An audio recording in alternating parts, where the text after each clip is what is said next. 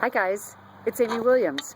Before I get started telling you this story about how I first learned how to listen to my intuition, I want to show you my garden because I'm sitting out here because it's so beautiful out, and the garden today is just stunning with what's happening in the spring.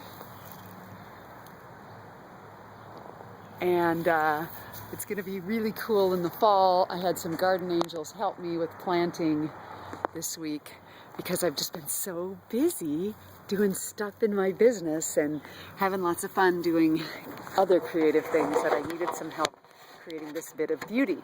So I hope that was worth the momentary detour. And so I'm going to tell you a story. So in my years as a massage therapist, I had lots and lots of interesting things happen. And I had a regular client who has a daughter who is a first grade teacher. And she had told me the story of her daughter having one of her students that had gone inside one day and said, "Mommy, I have a headache," and then ended up laying down on the couch with a headache, mother taking her to the hospital, first grade teacher, my client's daughter, going to visit her first grader in the hospital who ended up in a coma. Sad story. And later hearing how this young woman had to tell her first grade class that their classmate had passed away. So I knew this story about this little girl.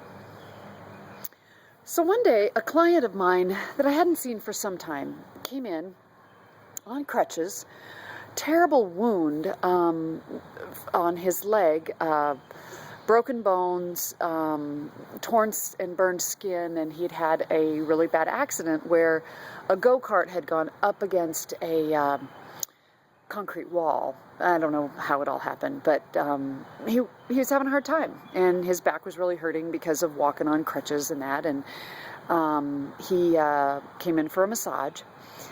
And I don't know how long before it had been that he had sent his daughter in on a gift certificate. I'd only seen her once. I didn't know her very well. So when the thought came to me, ask him how his daughter is, I didn't follow that thought right away. And then it came back.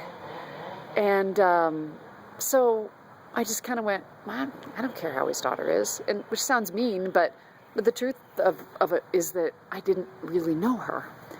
And then the third time, this little quiet voice said, ask him how his daughter is.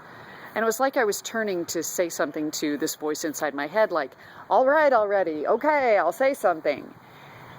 And I said, how's your daughter doing? And he said, well, you know, she lost her daughter. And I said, no, I didn't know that. I don't know her that well.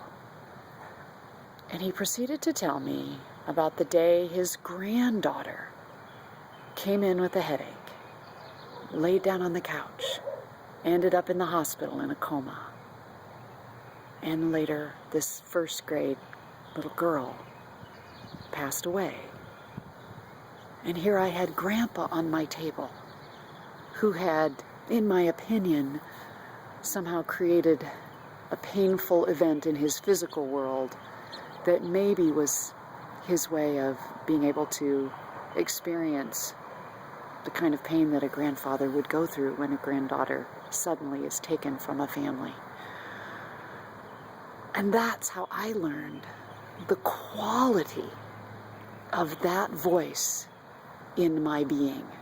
You might say in your head, when it kind of is. And had I not had that sort of snarky dialogue where I said, I don't care. It wasn't that I didn't care, I just didn't know her. If I hadn't had that dialogue and it hadn't been so clear, I may never have noticed. And if the little tapping hadn't come back over and over, I'll sometimes call it a niggling. Something's just niggling me, I should do this. That is your intuition. Have you ever wondered how people follow their intuition? They start paying attention to that little voice because over time we've found that it means something. that it's not just our mind saying, go here, do this. It's a little bit different voice. It has a different feel to it. And so if you follow it, things will happen. And so since then, I've learned that when it keeps coming back, and it has that quality, follow it. Because something special is about to unfold. Something you want to listen to. Something that, in my profession as a healing professional, something that needs to come out, or that I need to do, or the person needs to know.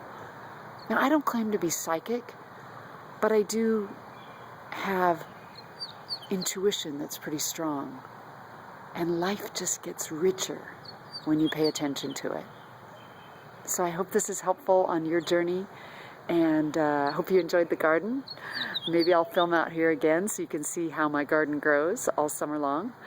Have a great day, and if there's any way that I can be of service to you on your journey, whether it's through the work that I'm doing with the massage clinic, with the other therapists that work for me, or with my energy balancing or energy medicine teaching practice, healing practice, and teaching business, or my crazy internet marketing business where through teaching people how to market and get themselves out into the world through blogging, I also help them empower themselves in the world.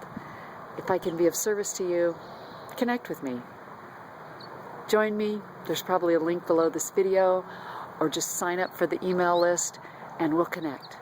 Have a super day and follow your intuition.